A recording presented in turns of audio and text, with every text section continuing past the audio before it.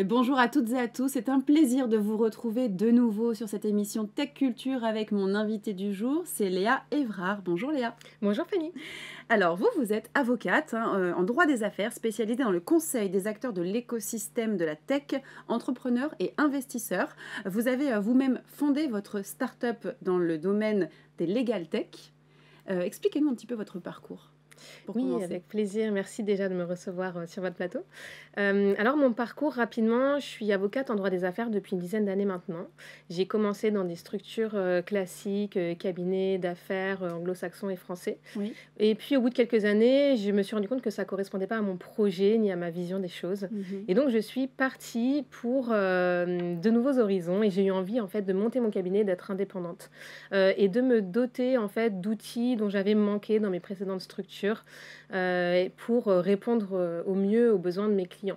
Et donc, c'est comme ça que j'ai monté ma Legal Tech Playdesk avec mon associé qui s'est chargé du développement de la plateforme. Okay. Et donc, cette Legal Tech permet d'automatiser la rédaction de documents juridiques. Et donc, elle me permet en fait au quotidien de répondre au mieux aux besoins de mes clients, moi de m'épargner beaucoup de temps et donc, in fine, de répercuter ce gain de temps à mes clients. Et justement, les besoins de vos clients dans ce domaine, c'est quoi les grandes spécificités de droit des affaires dans le domaine de la tech? Alors, les spécificités, en termes de dossiers, moi, je suis spécialisée en levée de fonds. Donc, je fais beaucoup d'accompagnement pour tout ce qui est recherche de financement et levée de fonds pour les entrepreneurs.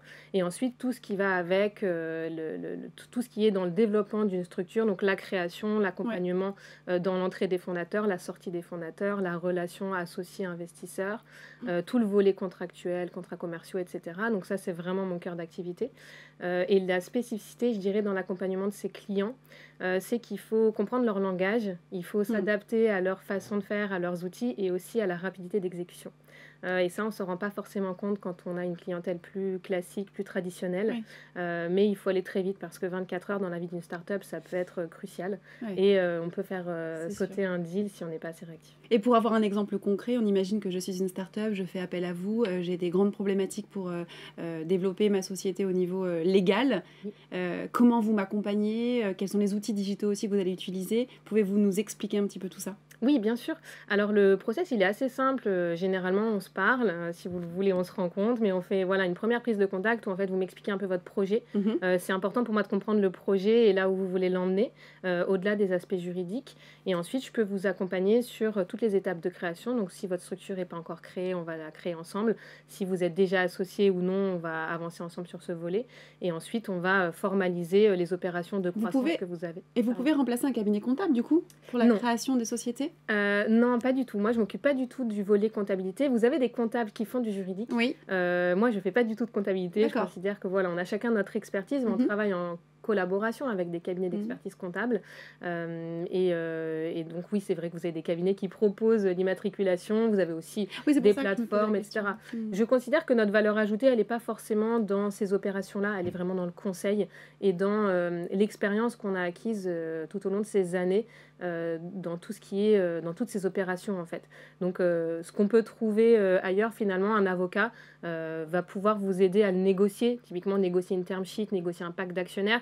C'est très difficile, même si vous avez un modèle que vous avez pu récupérer, vous n'allez pas savoir les points d'attention et qu'est-ce qui est important pour vous, qu'est-ce qui aura vraiment un impact demain si une situation se produit.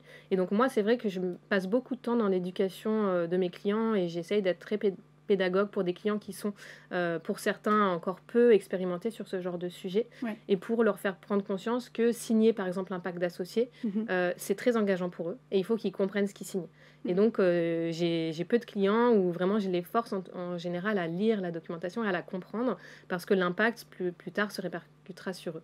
Et puis on a des gens qui peut-être ne font pas assez attention, c'est ça que vous essayez de dire, qui vont passer rapidement sur les textes alors qu'il y a beaucoup de choses à analyser. Exactement. Et souvent, on a envie d'aller vite, on a l'impression que le légal peut être un frein au développement de leur activité, alors qu'en fait, on est vraiment un levier quand on cale bien les choses au départ. Exactement.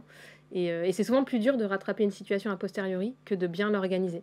Et ça, c'est parfois difficile à comprendre, mais j'insiste souvent là-dessus auprès de mes clients. Voilà.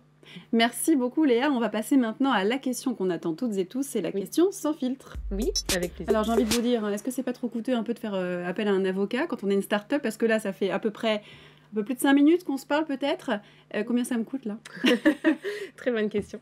Alors, combien ça vous coûte? En fait, nous, on a une approche assez particulière. On n'a pas la culture de la facturation au temps passé du tout.